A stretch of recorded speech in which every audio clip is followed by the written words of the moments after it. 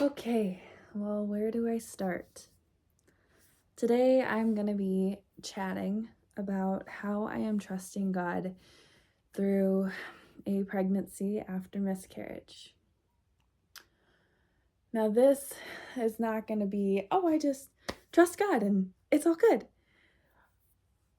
It is a daily thing for me.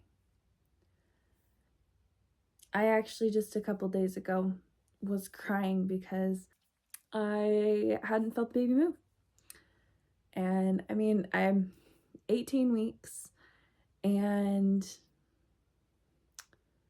I was feeling flutters, I was feeling movement, and then I had like half a day that I didn't feel the baby move. Now I'm about 90% sure that I have another anterior placenta, which is totally fine. Anteriors are good to protect the baby, especially when you have a toddler that likes to kick you in the middle of the night. But so I don't know. I had moved some branches onto a trailer, and so I don't know if that movement caused the baby to settle a little more into my pelvis or hide behind my placenta, and I just didn't feel them move. And I was bawling because I was like, I can't do this again. I'm at 18 weeks. Like, this is going to be a whole new ball game if I have to go to the hospital and deliver this baby. But of course, how he does, he reassures me that he's got this. And then of course yesterday, like, I felt the baby move so much yesterday. But it, like I said, it is a daily battle. Like, when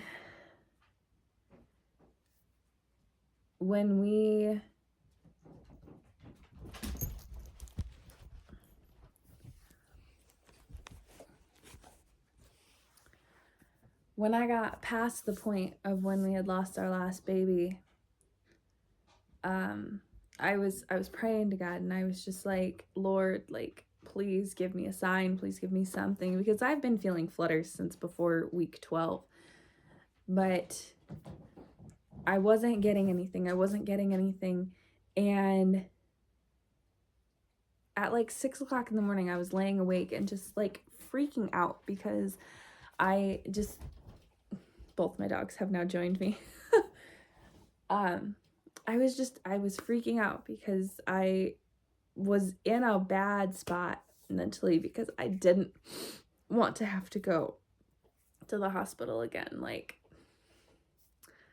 I would like this pregnancy to end at the birth center with the midwives that I work with through my pregnancies. I would like to not see the inside of that hospital for any reasons regarding babies anymore. But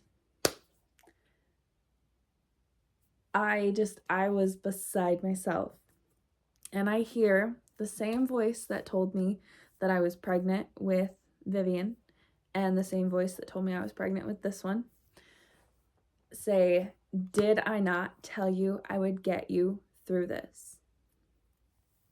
And I know that voice is from God. I know that isn't my own voice.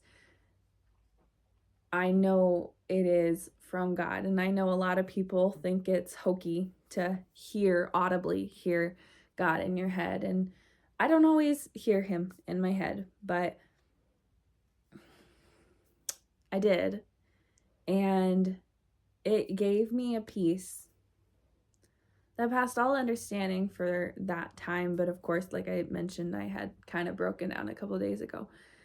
And it's such a battle every single day.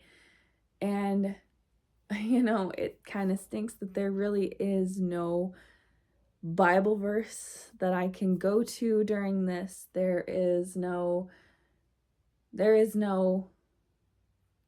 talk of miscarriage that is just spelled out in our biblical text. When I was struggling with infertility with our first, I looked at the story of Hannah and Sarah and everything that God gave them, the promises. And one thing that I really had to clutch to is the fact that God will not let a bad thing go without a good thing. And the thing that I have had to clutch onto is that may not happen earthside. That the redeeming of the bad thing that God allows happen, it might happen in eternity, and it might happen not here in this world. And I'm so grateful that I am blessed enough. I am so blessed that I am getting to get the sadness of my miscarriage redeemed with another pregnancy, because I know there are so many people that either cannot get pregnant, or they have a miscarriage, or they have multiple miscarriages and they can never actually conceive. And I'm so glad that that is not my story. And I did it in my first pregnancy that I journaled, but I only journaled until like the middle of my second trimester, and then things got busy and I was just like, oh, whatever. But one of the biggest things that I have done in this pregnancy is I have tried to journal every single day. Now, I haven't gotten it to work every single day. Some days work better than others. Like tomorrow, I have a chiropractor appointment. I'm going to be gone all day. And, well, I don't really, like, I could take my journal with me, but I also don't want to have that pregnancy brain of I leave it in the car and then I forget about it.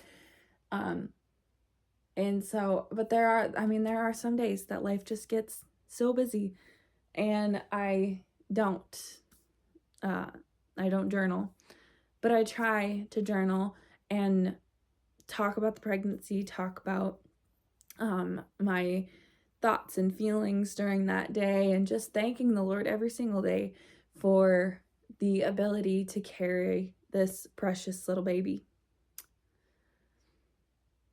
And so I know that was a lot of rambling, but I hope that through the journey that my husband and I are going through, that somebody gleans something from this. I pray that if you're currently going through a miscarriage, just know that God will redeem it, whether it be here on earth or in eternity. As long as you have your faith in Him, it will be redeemed at some point in time. But you can't always think that you're going to be promised that it's going to be here on earth, because it might have to be redeemed in eternity when you get to meet that beautiful soul. Because I don't know how I fully stand on everything in heaven, but I do think that God will allow us to meet our little souls that we did not get to meet earthside. I do believe that is something that He is going to give us. And if you're recovering from a miscarriage, or you're praying for if you're praying for another baby, just be so in it with God that no matter what, you know that He is always sovereign and that He knows what's best for us, and His timing is better than anything that we could ever imagine. So I thank you for coming along on this video today. I pray that you will see the workings of God and that you will know that it truly is Him.